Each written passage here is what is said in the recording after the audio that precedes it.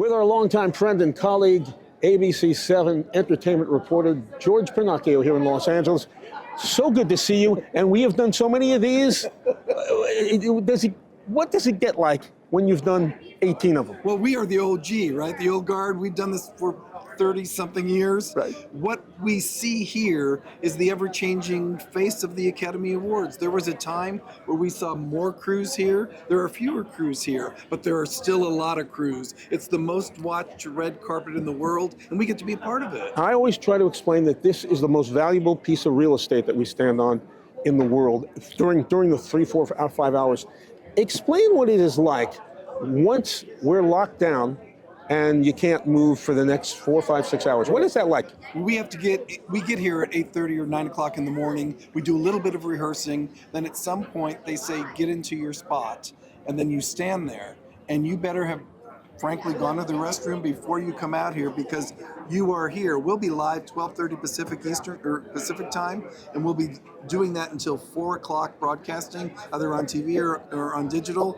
And you just have to be in the moment and concentrate, and there are changes, and so-and-so's coming that wasn't expected, and you have to be on your game, so you have to be prepared. I always say this is the toughest job behind the red carpet, on the red carpet, in the world that we're in. I don't know of a tougher job in covering entertainment news than this, is there?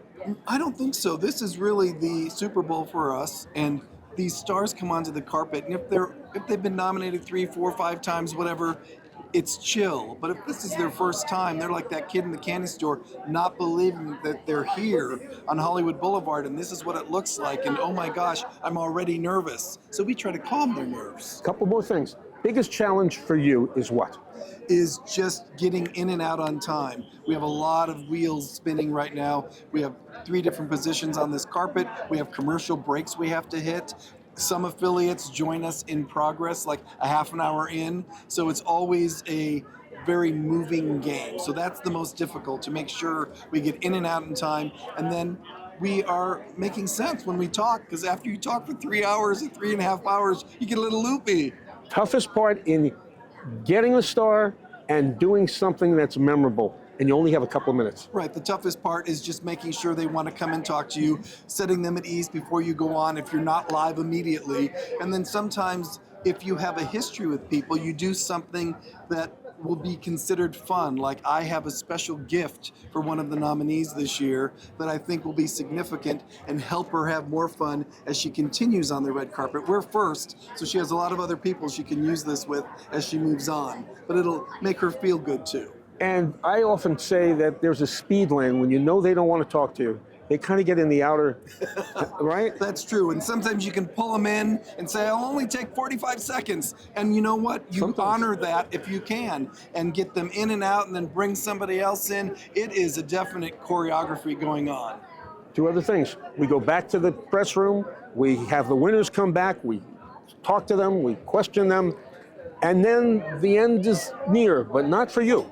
No, because we have a post show. So normally I would be at the Governor's Ball. This year I'm going to be on the set, kind of helping shepherd things out to the various parties. But that when you go to that press room, it's like all those people that leave the Oscars and go to the Governor's Ball.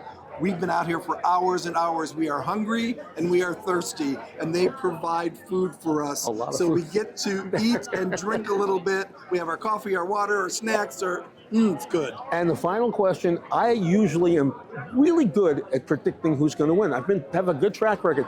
I can't tell you what the heck's going to happen this time. No, I am so happy to say that I can't tell you either. And I think that's what makes watching the Oscars really good. Years like this, when we don't know, I think some people think that in our heads, statistically, it's one battle after another that will take Best Picture. But in a lot of hearts, they think it's Sinners. And I think either one is a good choice. It's just going to be question mark, and who knows, what if it's something else? Will you be surprised if director goes to one battle after? I think statistically, Paul Thomas Anderson will win for one battle after another. If he doesn't, then he bucks a trend like of 7 times in 50-something years the DGA winner hasn't gone on. So the director could win, but the movie maybe not. That's possible, and I think Ryan Coogler will win for his screenplay for Sinners. I agree. I think there's a lot to go around, and I think we're going to see, hopefully, some spreading of the wealth. And it makes it an exciting time, and this is why we do this with George Pennacchio. As always, my friend, thank you. We'll see you on ABC7, KBC here in Los Angeles. Well, I'll be seeing you for the next decade like they have the last three.